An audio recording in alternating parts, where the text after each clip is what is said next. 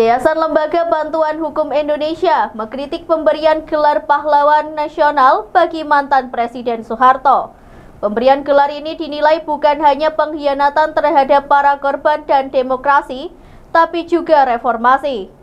Ya, pemberian gelar pahlawan oleh pemerintahan Prabowo kepada mantan Presiden Soeharto sudah kami prediksi, sudah kami duga bahwa ini akan diberikan dan dipaksakan diberikan.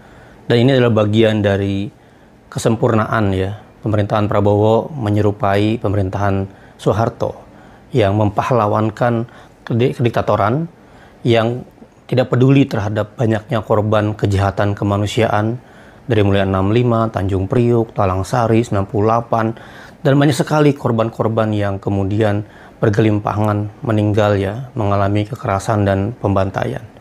Juga tidak peduli terhadap bagaimana Soeharto melakukan korupsi. Pengadilan sudah memutuskan, Mahkamah Agung sudah memutuskan dalam perkara Super Semar keterlibatan korupsi dari pemerintahan Soeharto gitu.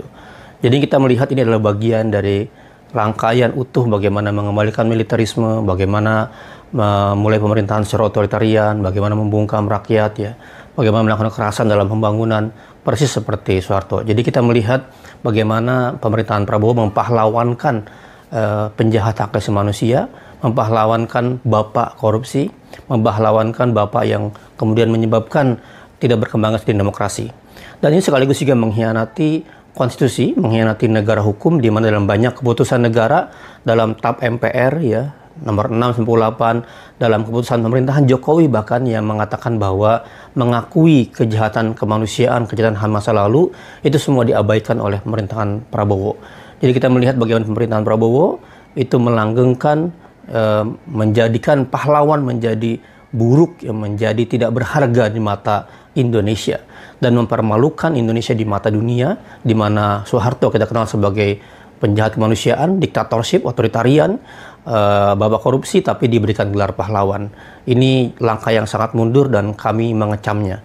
Dan YLBHI menyerukan agar masyarakat tidak diam, masyarakat kemudian mengkritisi, melawan, dan melakukan penolakan secara masif dengan berbagai cara.